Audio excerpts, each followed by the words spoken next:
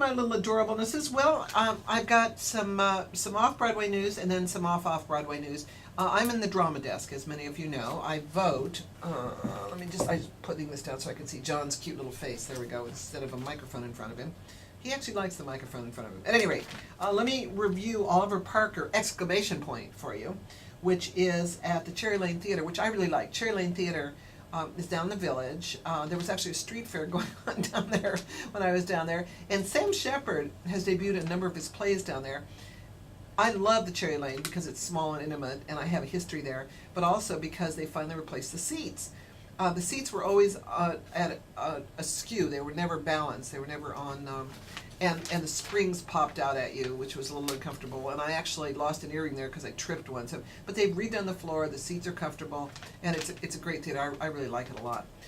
This is an interesting play. The playwright is Elizabeth Merriweather, who is also doing some work in Hollywood, which gives you a sense that she knows how to condense complicated ideas into sound bites, right? That's what it takes to be able to write for television or for the movies. The play will kind of grow on you. The reason to see this play, the reason I signed up to see it is number one, the Cherry Lane, because I like the theater a lot, but also John LaRoquette. Do you remember him from Night Court? Of course you remember him because you look just like the other guy from Night Court. But in Night Court, remember he was the sleazy guy who was always hitting on the women.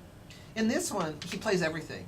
This is a really talented, charismatic actor that we should see more of. He's wonderful in this.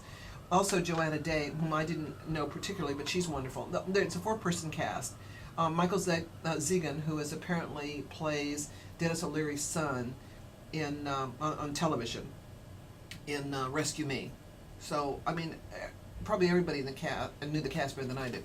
The story is kind of an odd one. We see a 60-year-old man living in a hovel with this probably 17, 18, 19-year-old kid, preppy kid, who is obviously well-connected and wealthy, and we don't know exactly what the relationship is. And there turns out to be a U.S. senator whose daughter has been murdered. We're not sure exactly what that is. And then a very pretty aide that the General LaRoquette thinks is a date for Michael Zegan. It sounds a little like a stew that's not going to quite work. And part of it is very funny, part of it is very tragic. But it's really a play about boundaries and love and loss, and I thought it was really terrific. And it's probably the best $35 deal in the city right now. I think that's all the tickets are. So check out Oliver Parker, exclamation point, at the Cherry Lane Theater, exclamation point. All right, let me quickly just tell you that on Sunday night, on I think VH1, the Drama Desk Awards were going to occur. They are our version of the Tonys in that the Tonys are only Broadway and Drama Desk includes off and off Broadway. So it's a little broader spectrum.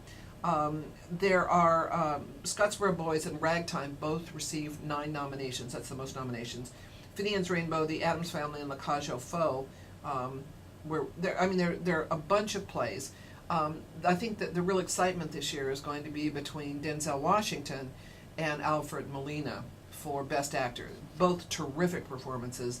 They'll both be there. Be Still My Foolish Heart. This was a great year for plays.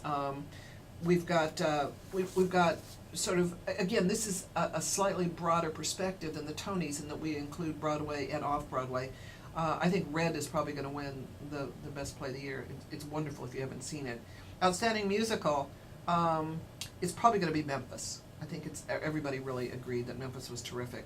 Revivals, we've got Denzel in Fences, and August Wilson's probably going to come through on that one. Revival of a musical, I think Ragtime. I thought Ragtime was actually more relevant this year than last year. Ragtime ran into some controversy with both Drama Desk and the Tonys because they were nominated for Best Musical Score and Best Costuming, and then people went and decided that there weren't enough changes from the original. But I think it will win Revival. Best Actor, and this is actually let me just tell you who's nominated here: Christopher Walken, Liev Schreiber, Alfred Molina, Jude Law. I mean, this is a great category. Outstanding Actress, again, Anne Hathaway, Kristen Johnson, Laura Linney, Jan Maxwell. You can see that Broadway is going more and more, and off-Broadway, toward getting television and movie stars on the boards. So, I mean, and Douglas Hodge is nominated for Outstanding Actor in a Musical. He was just in Robin Hood. So this is one of those little cute overlaps that you can see. In Outstanding Actress in a Musical, this one is going to be a tight race as well. Sherry Renee Scott in Everyday Rapture, Catherine Zeta-Jones in Little Night Music, Jane Houdyshell, who's a wonderful actress, probably not going to be as much a contender because no, not as many people. It just wasn't as high profile a thing. So if you're around on Sunday night, you can watch on VH1.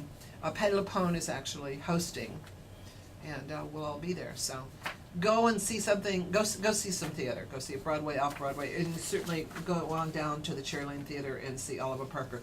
The language, I will warn you up front, it's a little harsh sometimes, and some of the behavior's a little harsh. But look, this is theater, right? It's life. It's fun.